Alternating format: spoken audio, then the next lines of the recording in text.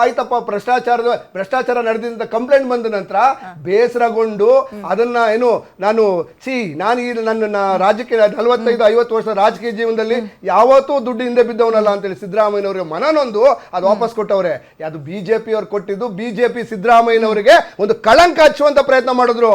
ಸಿದ್ದರಾಮಯ್ಯನವರು ಅವರು ಚಾರಿತ್ರ 50 ವರ್ಷದಲ್ಲಿ ಯಾವತ್ತೂ ಈ ರೀತಿಯಾದಂತ ಕೆಟ್ಟ ಹೆಸರು ತೆಗೆದುಕೊಂಡಿರ್ಲಿಲ್ಲ.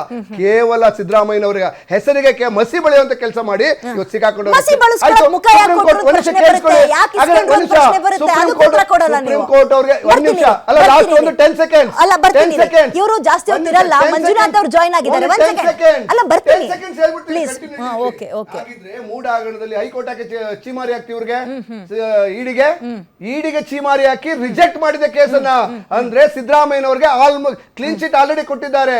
ಈ ಮೂಡ ಹಗರಣ ಕೇವಲ ಒಂದು ಒಂದು ಸಿದ್ದರಾಮಯ್ಯನವರನ್ನ ಸಿಲುಕಿಸುವಂತ ಒಂದು ಪ್ರಯತ್ನ, ಅವರ ಕ್ಯಾರೆಕ್ಟರ್ ಅಸಾಸಿನೇಷನ್, ಚಾರಿತ್ರಾರಣ ಮಾಡಿದಂತ ಒಂದು ಪ್ರಯತ್ನ. ಸರಿ ಆಯ್ತು. ಈಗ ತಾನೇ ನಮ್ಮ ಜೊತೆಗೆ ಗುತ್ತಿಗೆದಾರ ಸಂಘದ ಅಧ್ಯಕ್ಷರು ಮಂಜುನಾಥ್ ಅವರು ಜಾಯಿನ್ ಆಗಿದ್ದಾರೆ. ನಮಸ್ತೆ ಸರ್. ನಮಸ್ಕಾರ ಮೇಡಮ್, ಹೇಳಿ ಅಮ್ಮ. ನೀವು ತುಂಬಾ ಸುದ್ದಿಗೋಷ್ಠಿಗಳನ್ನು ಮಾಡಿದಿರಿ. ಒಂದೊಂದು ಸರ್ಕಾರದಲ್ಲಿ ಇಷ್ಟಿಷ್ಟು ಪರ್ಸೆಂಟೇಜ್ ಅಂತ ಆರೋಪ ಮಾಡ್ತಾ ಇದ್ರಿ, ಬಟ್ ಸಾಕ್ಷಿಗಳನ್ನು ಹೊರತೆಗೆದಿಡ್ತಾ ಇರಲಿಲ್ಲ. ನಮಗೆ ಅದೇ ಆತಂಕ ಆಗೋದು. ಒಂದು ಪ್ರಶ್ನೆ ಮೂಡ್ತಾ ಇತ್ತು, ಯಾಕೆ ಅಂತ.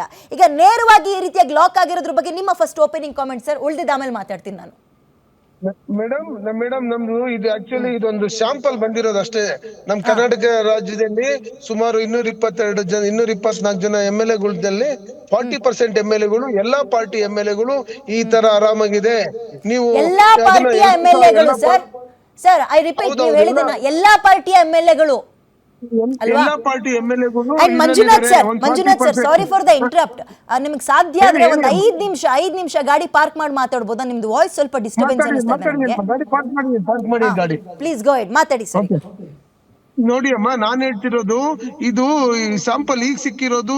ಯಾರು ಇಂಥ ಪಾರ್ಟಿ ಬಿಜೆಪಿ, ಕಾಂಗ್ರೆಸ್, JDS ಅಂತ ಅಲ್ಲ, ಎಲ್ಲಾ ಪಾರ್ಟಿಗಳಲ್ಲೂ ಈ ತರ ಒಂದು 40% ಜನ ಇದ್ದೇ ಇದ್ದಾರೆ. 40% ಕಾಂಟ್ರಾಕ್ಟರ್ಗಳು ಇದ್ದೇ ಇದ್ದಾರೆ.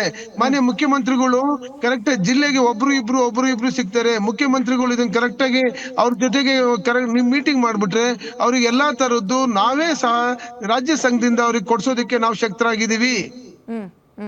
ಆಮೇಲೆ ಇನ್ನೂ ಒಂದು ಮುಂದುವರೆದ ಏನಾಗಿದೆ ಅಂದ್ರೆ ಎಲ್ಲ MLA-ಗಳು ಅವ್ರವ್ರ ಕೆಲಸ ಮಾಡೋದು ಕಲ್ತ್ಬಿಟ್ಟಿದ್ದಾರೆ. ಜಿಲ್ಲೆಯಲ್ಲಿ ಇಬ್ರು MLA-ಗಳು ಅವರೇ ಟೆಂಡರ್ ಹಾಕಂತಾರೆ, ಅವರೇ ಕೆಲಸ ಮಾಡ್ತಾರೆ. ಅವ್ರ ಫ್ಯಾಮಿಲಿನಲ್ಲೇ 2-3 ಕಂಪನಿ ಮಾಡುವಂತ ಒಂದು ಕೆಲಸ ಮಾಡ್ಕೊಂತಿದ್ದಾರೆ. ಇದರಲ್ಲಿ ಅಧಿಕಾರಿಗಳು ಮಧ್ಯವರ್ತಿಗಳಾಗಿದ್ದಾರೆ. ಕಾಂಟ್ರಾಕ್ಟರಿಗೂ ಮತ್ತೆ MLA-ಗಳಿಗೂ ಅಧಿಕಾರಿಗಳು ಮಧ್ಯವರ್ತಿಗಳಾಗಿದ್ದಾರೆ. ನೋಡಿ, ಇವತ್ತು MIದು ಅದನ್ನ ವಾಲ್ ಕಟ್ಟೋ ವಿಚಾರದಲ್ಲಿ 100% ಅವ್ರು ಡಿಮ್ಯಾಂಡ್ ಮಾಡಿರೋದು ತಪ್ಪು. ಇವತ್ತು ನಾವು ಕಾಂಟ್ರಾಕ್ಟರ್ಗಳು ಧೈರ್ಯ ಮಾಡಿ ಹೇಳಿರೋದ್ರಿಂದನೇ ಇವತ್ತು ಹೊರಗೆ ಬಂದಿದೆ. ಧೈರ್ಯ ಇಲ್ದಿದ್ರೆ ಆಗ್ತಾ ಇರ್ಲಿಲ್ಲ. ಇದೇ ತರ ಮುಚ್ಕೊಂಡು ಹೋಗ್ತಾ ಇರುತ್ತೆ. ನಾವು ಫೈನಾನ್ಷಿಯಲ್ ಇಂಪ್ಲಿಕೇಶನ್ಸ್ ಅಲ್ಲಿ ಇರೋದ್ರಿಂದ ಕಾಂಟ್ರಾಕ್ಟರ್ಗಳು ಮತ್ತೆ ನಮ್ದೇ ಆದಂತ 37,000 ಕೋಟಿ ಪೆಂಡಿಂಗ್ ಬಿಲ್ ಇರೋದ್ರಿಂದ ನಾವುಗಳು ಈ ಕಾಂಟ್ರಾಕ್ಟರ್ಗಳು ಹೊರಗಡೆ ಈ ತರ ಮಾಡ್ಲಿಕ್ಕೆ ಬರ್ತಾ ಇದೆ. ಇವತ್ತೇನ್ ವಿಜಯ್ ಮಾಡಿದ್ರಲ್ಲ ಅವರಿಗೆ ನಮ್ ಒಂದು ಕಾಮನ್ ಪ್ರಶ್ನೆ ರೈಸ್ ಆಗುತ್ತೆ ಈ ರೈಡ್ ಆದಾಗ. ಅದನ್ನ ನಾನು ನಿಮ್ ಗಮನಕ್ಕೆ ತರ್ತೀನಿ. ನೋಡಿ, ಈಗ ಇಲ್ಲೂ ಕೂಡ ಕಾಂಟ್ರಾಕ್ಟರ್ ನೋಡಿದಾರೆ, ಆಮೇಲೆ ಹೋಗಿ ಲೋಕಾಯುಕ್ತಕ್ಕೆ ಮಾಹಿತಿ ಕೊಟ್ಟಿದ್ದಾರೆ, ರೆಡ್ ಹ್ಯಾಂಡ್ ಆಗಿ ತಗ್ಲಾಕೊಂಡ್ರು. ಈ ರೀತಿಯ ಕಾನ್ವರ್ಸೇಷನ್ ಗಳಾದಾಗ ಯಾಕೆ ಗುತ್ತಿಗೆದಾರರು ಹೋಗಿ ಕಂಪ್ಲೇಂಟ್ ಅನ್ನ ಕೊಡಲ್ಲ?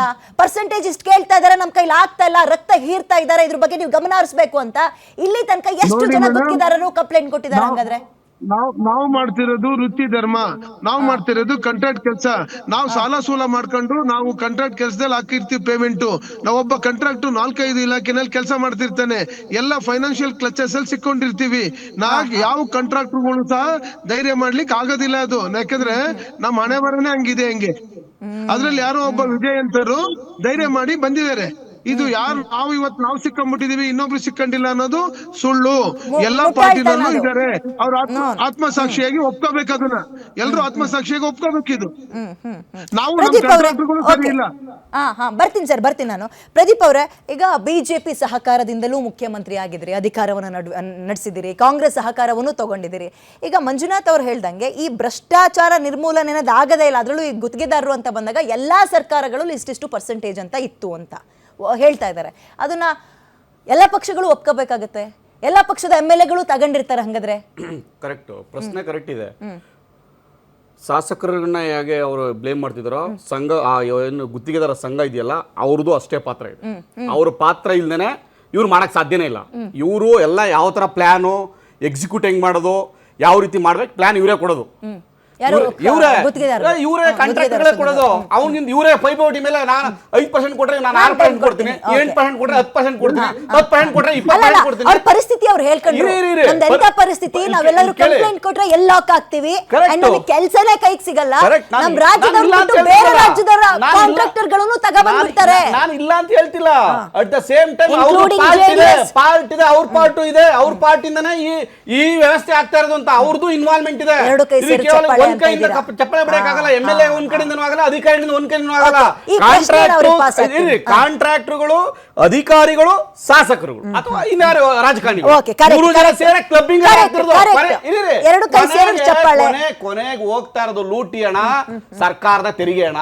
ಅದ್ 40% ಹೋಗುತ್ತೋ, 60% ಹೋಗುತ್ತೋ, 30% ಹೋಗುತ್ತೋ, ಇಲ್ಲಿಗೆಲ್ಲ ಹೋಗ್ತಾ ಇರೋದು ಸರ್ಕಾರದ ಜನರ ತೆರಿಗೆ ಹಣ. Okay, okay. ನಿಮ್ಮೂರಿನಿಂದ ವಿಶ್ವ ಮಟ್ಟದವರೆಗೆ ರಾಜಕೀಯ, ಸಿನಿಮಾ, ಸ್ಪೋರ್ಟ್ಸ್ ಯಾವ ಸುದ್ದಿಯೂ ಮಿಸ್ ಆಗಲ್ಲ. ಬರೀ ಸುದ್ದಿ ಅಷ್ಟೇ ಅಲ್ಲ, ಜೊತೆಯಲ್ಲೇ ಇರುತ್ತೆ ವಿಶ್ಲೇಷಣೆ. ಗ್ಯಾರಂಟಿ ನ್ಯೂಸ್ ನ ಸಬ್ಸ್ಕ್ರೈಬ್ ಮಾಡಿ, ಫಾಲೋ ಮಾಡಿ, ಕ್ಷಣ ಕ್ಷಣದ ಅಪ್ಡೇಟ್ಸ್ ಪಡೆಯಿರಿ.